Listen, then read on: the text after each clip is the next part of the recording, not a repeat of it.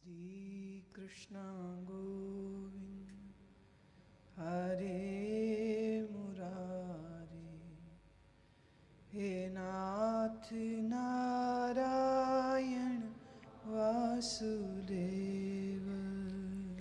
श्री कृष्ण गोविंद हरे मुरारे, हे नाथ नारायण वासुदेव।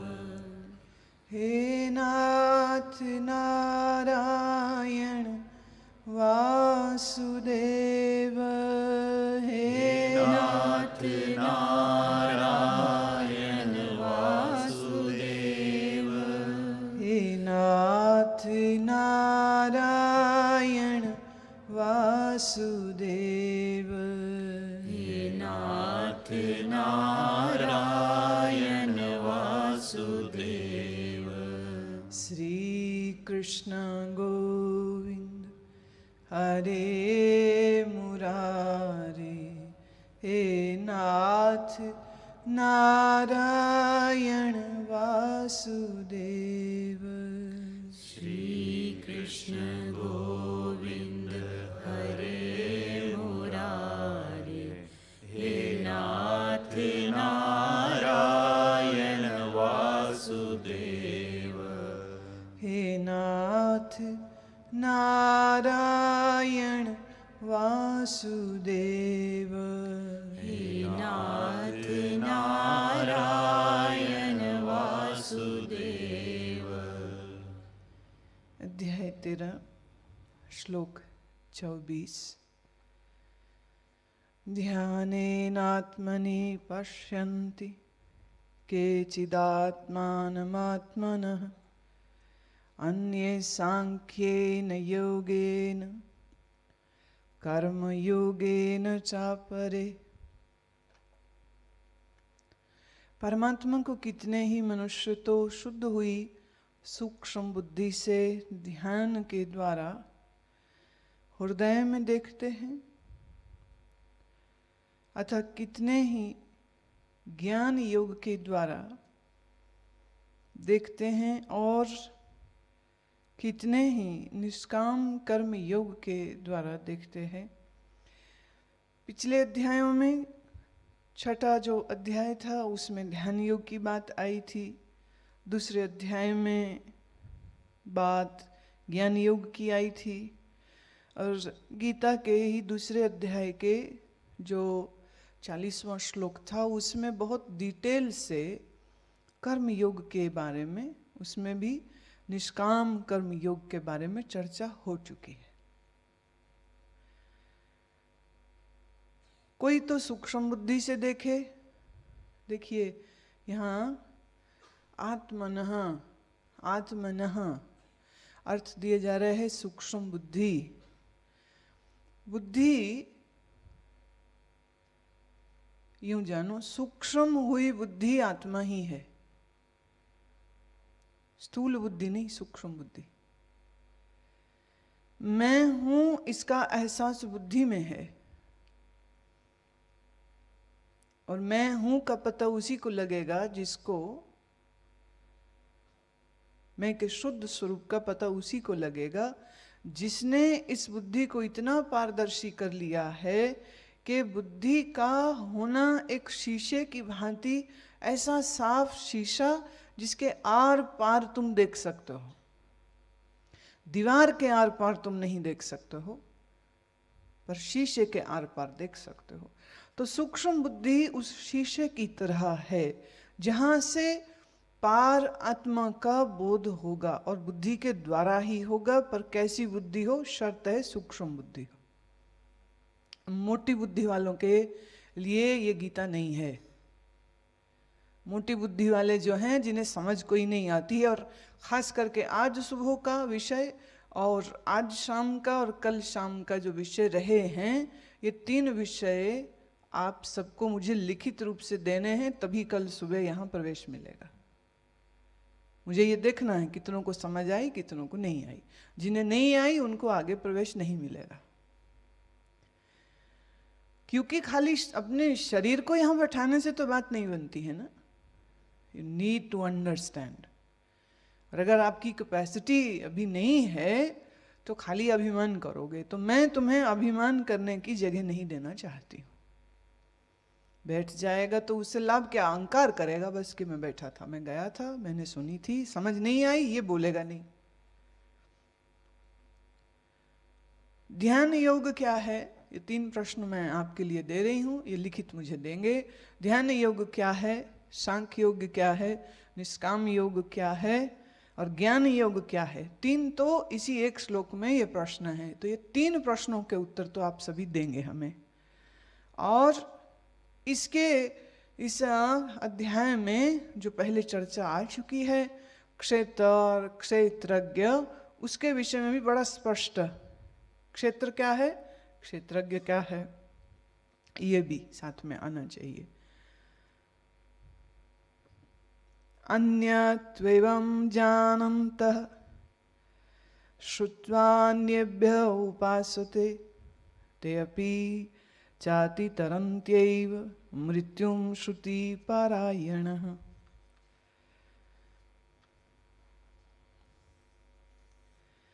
इनमें भी जो दूसरे मंद बुद्धि वाले पुरुष हैं, वे न जानते हुए दूसरों से अर्थात तत्व के जानने वाले पुरुषों से सुनकर उपासना करते हैं। और सुनने के परायण हुए पुरुष मृत्यु रूप संसार सागर को निसंदेह तर जाते हैं। अब जो मंद बुद्धि वाला है, जिसे ये सब समझ नहीं आए, तो वो क्या करे? वो पुनः पुनः सुने, फिर सुने, पर खाली सुने। बाकी जो अंतःकरण की तैयारी अगर वो नहीं करे तो फिर सुने का भी कोई फायदा नहीं। इसलिए मैं कह रही हूं कि 13वें अध्याय का कंप्लीट ब्यौरा आपके द्वारा लिखित चाहिए, क्योंकि मैं मौखिक पूछूं उसमें बहुत समय लग जाता है, इतना समय है नहीं, तो समय का अभाव है, इस कारण आपसे लिखित चाहिए। तो जो 3 प्रश्न 4 मैंने दिए हैं, उन प्रश्नों के साथ 5वां प्रश्न हम और जोड़ रहे हैं, और वो ये है कि अंतःकरण की तैयारी क्या कही गई है जो आपको करनी है, जिसके न होने पर ज्ञान ध्यान निष्काम कर्म कुछ भी नहीं होता है। वो कौन से हैं? हम बड़ा लंबा ब्यौरा दे चुके हैं। तो वो जो तैयारी है, उस तैयारी को निरंतर करे। अंतःकरण की शुद्धता, शौच, अदंभ, अमानित्व, सरलता और क्षमा, करुणशील और इंद्रिय मन प्राण का निग्रह इत्यादि जितने साधन कहे हैं, वो सब साधनों का प्रैक्टिस हो, उन साधनों का अभ्यास हो, उन सभी साधनों से जुड़ा हुआ हो, उन सभी साधनों से संयुक्त हो, तो फिर सुने, फिर बार बार सुने।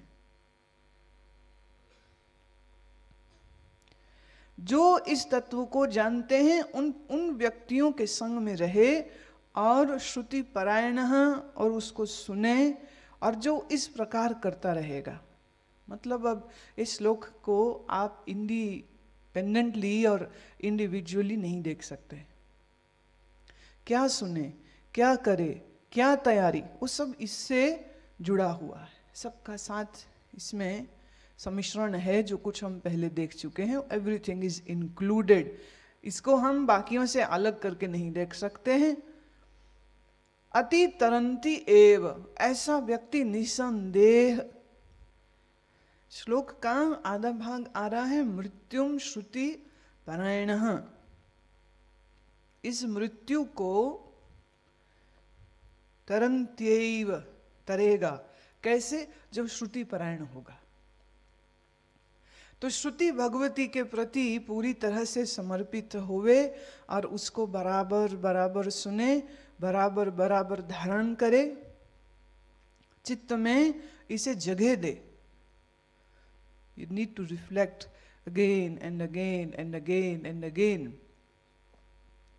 बार बार साधन करने से ज्ञान कठिन नहीं है, कठिन है तुम्हारी अंतःकरण की शुद्धता।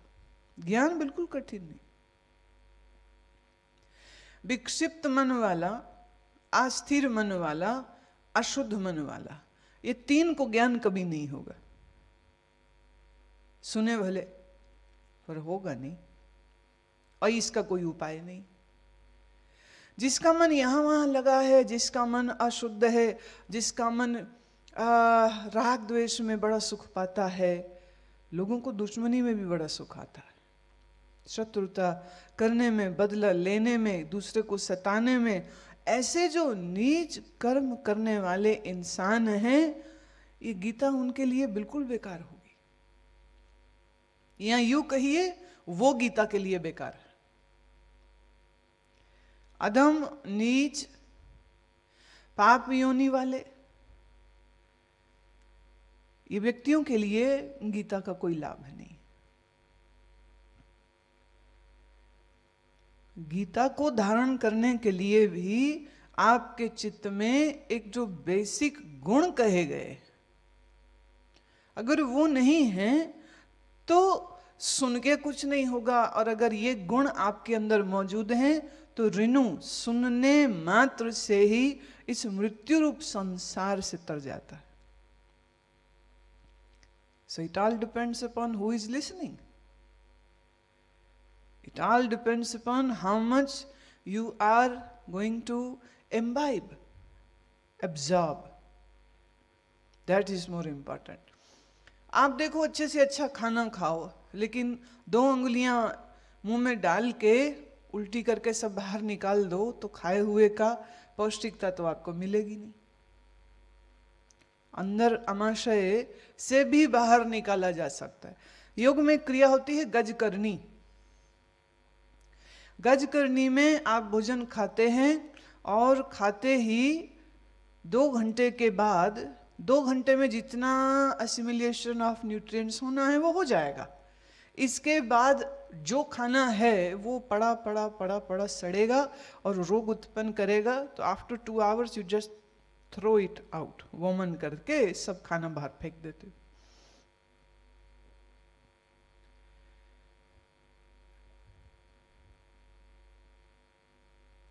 तो लोगों के लिए सत्संग सुनना बस ऐसे ही है, सुनते हैं, खाना तो 2 घंटे बाद वमन होना, ये उसी समय कर देते।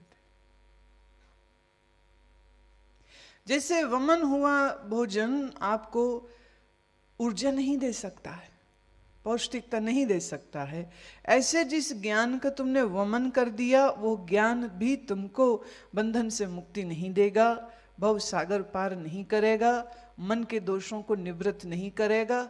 सो ऐसा व्यक्ति जो है वो डबल रोगी होता है। दुनियादार आदमी को सिर्फ काम, मोह, क्रोध इत्यादि ये रोग हैं, और जिसने ज्ञान सुन के उसे अमल में नहीं लाया उसको एक रोग और जुड़ता है, और वो ये कि मैं बहुत ज्ञानी भी हूँ, मुझे सब पता है, मैंने गीता सुन रखी है, मैंने सब पढ़ रखा है, मैं तो सालों से ज्ञान सत्संग सुनता हूँ। तो उसको सुनने का अभिमान होता है।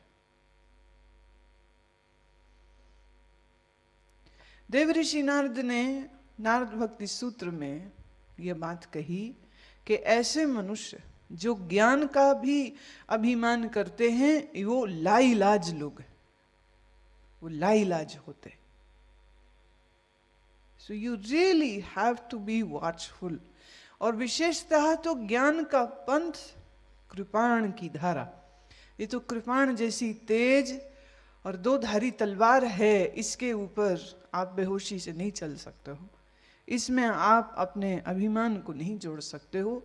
अभिमान शून्य होकर फिर इसको सुने तो हृदय अंगम होगा, और जिनको यह हृदय अंगम हो जाएगा उनके लिए भगवान कह रहे हैं उनकी अगली स्थिति क्या होगी, वो अगले श्लोक में आया।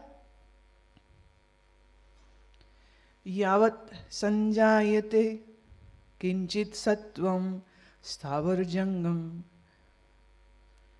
क्षेत्र क्षेत्रज्ञ संज्ञो गोता तद्विद्धि भरतर्षभ।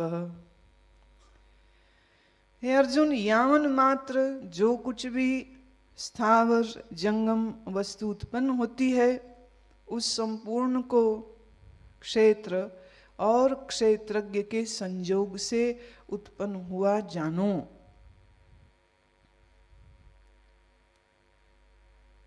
यावत संजायते, यावत माने यावन मात्र, ईच एंड एवरीथिंग, जो कुछ भी इस संसार में तुम देख रहे हो, स्थिर वस्तुएं, चलती हुई वस्तुएं, पेड़ पत्थर पहाड़ इत्यादि जो कुछ उत्पन्न हुआ है, ये सब कुछ कैसे उत्पन्न हुआ है? क्षेत्र और क्षेत्रज्ञ के संयोग से ही उत्पन्न हुआ है। विद्धि माने ऐसा जानो। क्षेत्र और क्षेत्रज्ञ के संयोग से।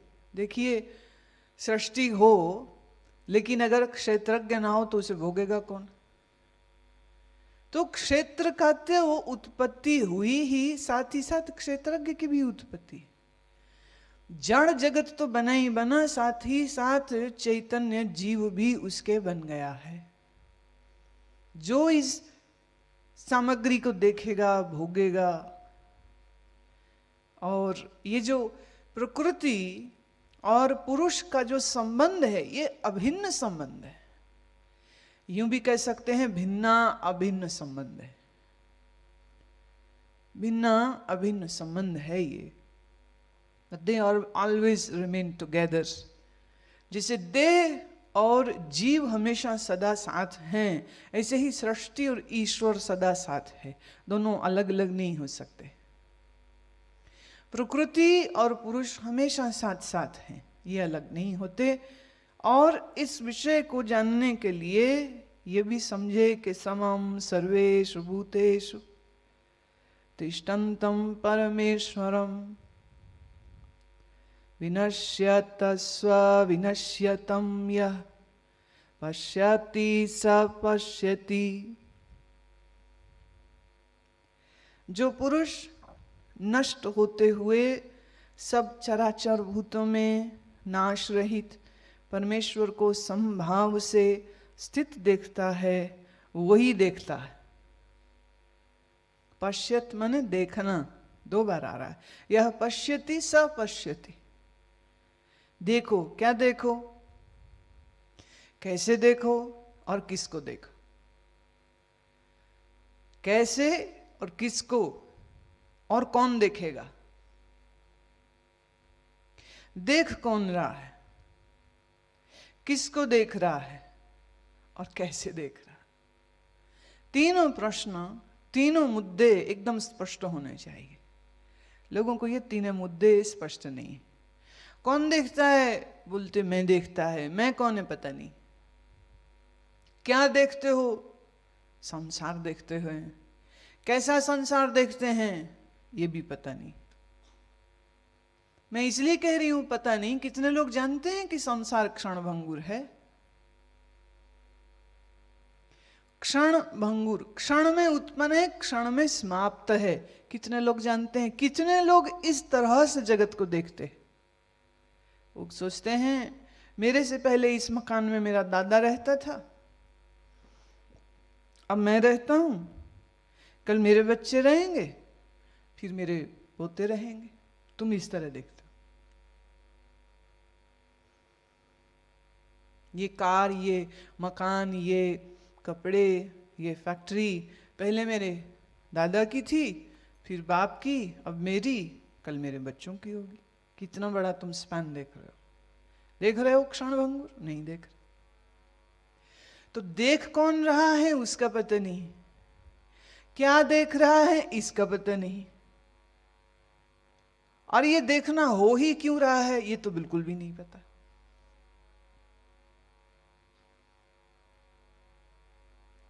स्व का बोध नहीं, स्व क्या है उसका पता नहीं, स्व और बुद्धि का भेद क्या है ये पता नहीं, बुद्धि और मन का भेद क्या है, दोनों एक है कि अलग है?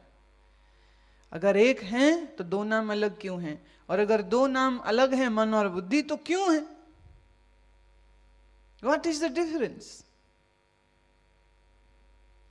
ये मन बुद्धि के साथ जो इंद्रियां लगी हैं, उन इंद्रियों को मन के साथ अलग अलग नहीं देख पाता है कि ये रही नेत्र इंद्रिय और ये रहा मन। क्या इस तरह तुम डिस्टेंस देख पाते हो?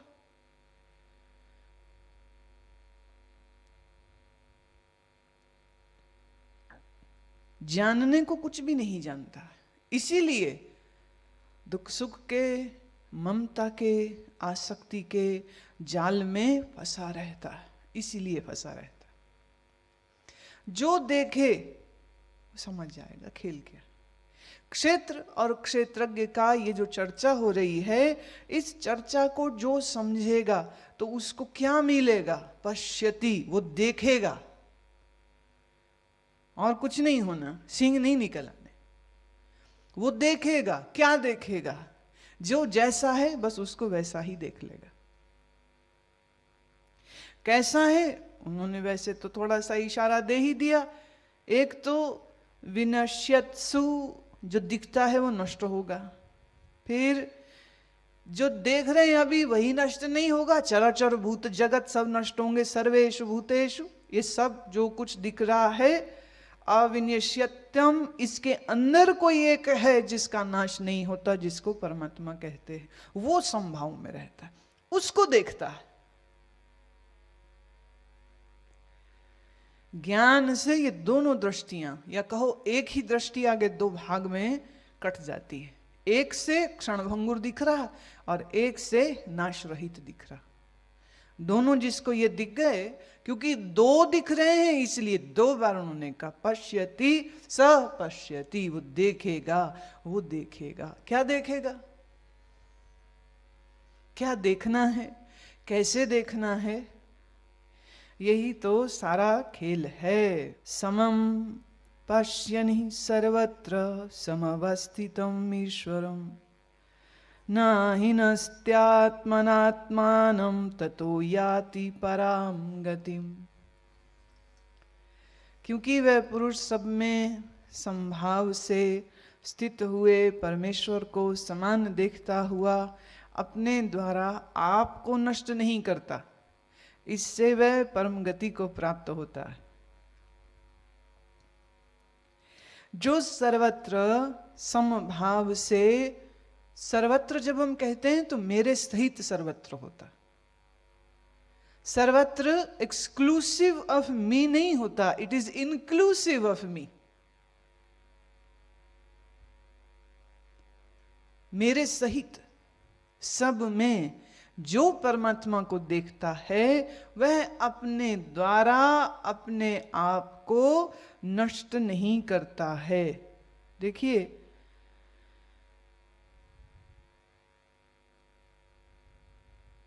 ऐसे तो मेरा नाश हो नहीं सकता, नाश सिर्फ शरीर का होता है। पर फिर ये क्यों कह रहे हैं आत्मना आत्मनम न हिनस्ति, अपने द्वारा अपना नाश नहीं करता है? तो क्या नाश हो सकता है? भाई, जिस मैं को तुमने सच्ची मैं बनाया है, ये मैं तो मरेगी ही ना। जिस मैं को तुम मैं जानते हो वो मैं तो मरेगी ही, और जो मैं जानने में नहीं आ रही है वो ज्ञाता मैं अनश्वर है।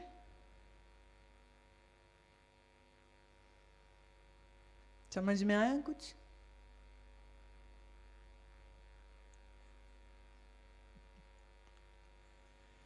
Did you get what I said? No, I know that.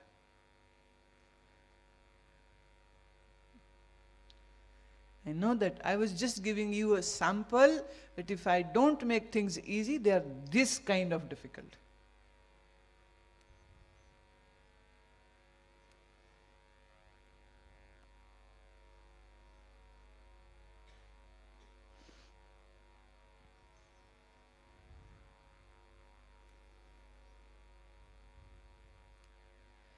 जो सत्य को जानता है वो सत्य स्वरूप होता है। जो सत्य को नहीं जानता है वो तो अपने आप को शरीर मानता है, और शरीर is not immortal. Your body is not immortal, your body is मॉर्टल। So if you believe that this body is you, then whenever this body will die, you will say, I am dying.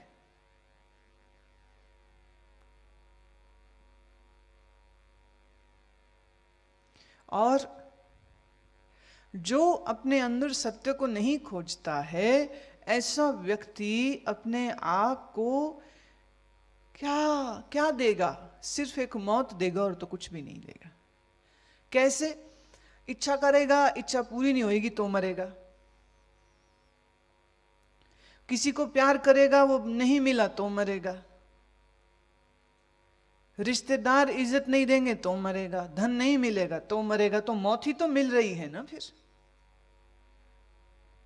मृत्यु सिर्फ वही नहीं है जिसमें प्राण निकलते हैं। मृत्यु तो ये भी है जब तुम जिससे अथाह प्यार कर रहे हो वो तुम्हें अंगूठा दिखा करके निकल जाए, मरोगे। तुमने नजर बाप के पैसे पे रखी है, बाप तुम्हें पैसे में से कौड़ी ना दे और वो कहे तू मेरी मर्जी से नहीं चला तो मैं तुझे कुछ नहीं देता, मरोगे।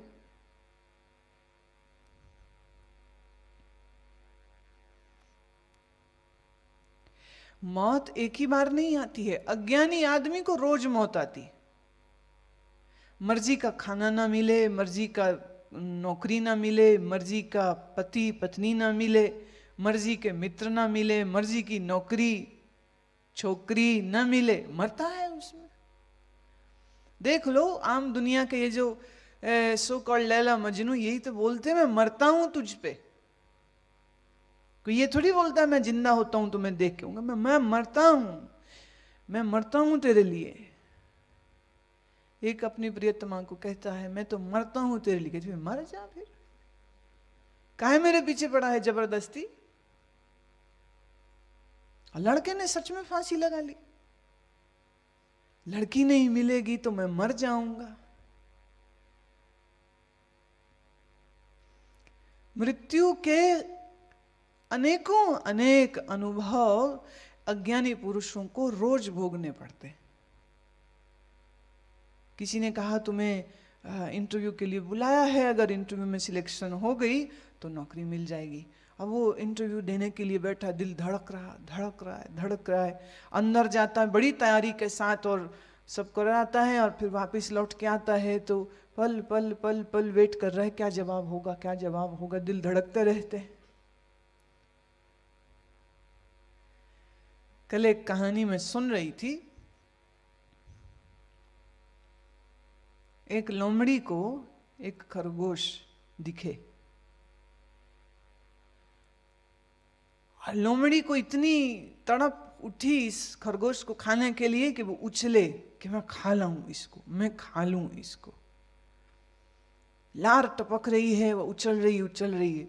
खरगोश थोड़ा और नजदीक आ गया और वो भी और नजदीक आ गई। बहुत जोर से भागना नहीं चाहती है क्योंकि नहीं तो भाग जाएगा खरगोश, तो ऐसे ही बड़ा डरपोक सा होता है। और नजदीक हो गई और जोर से उछले और जोर से उछले और जोर से उछले। फिर लगा और करीब आ गया खरगोश, लगा और जोर से उछले कि बस सब तो आया ही आया पकड़ में। और खरगोश और नजदीक आ गया। वो इतनी जोर से एक्साइटेड हुई ये मर गई।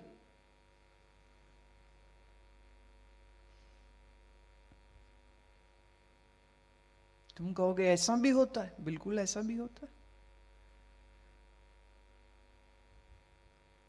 ज्यादा खुशी मिल जाए लोगों के तो हार्ट फेल हो जाते, ज्यादा गम हो जाए तो लोगों को तो भी हार्ट फेल हो जाते।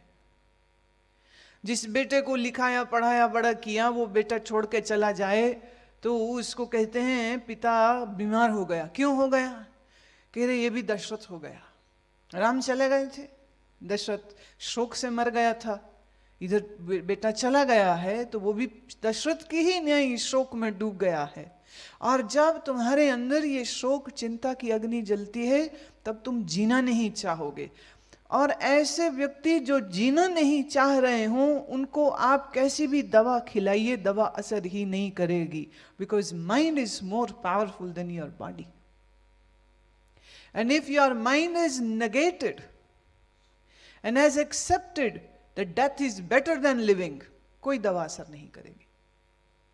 ऐसा रोगी जिसने जीने की चाह छोड़ दी हो उसको दुनिया का कोई इलाज स्वस्थ नहीं कर सकता है। तो अपने आप का नाश खुद ही तो कर रहा है। किसी का मन बेटे में अटका है और कोई कहते हैं मेरा मन किसी में नहीं अटका है, पर अटका है सब जगह पर डायलॉग खूब बोलता है, मेरा मन नहीं अटका। क्योंकि इसमें भी एक ईगो ट्रिप मिलती है कि मेरा मन कहीं नहीं अटका. But is it realistically not stuck with anything? Or you are not ready to accept that your mind is stuck at something, or everything, or anything, or something?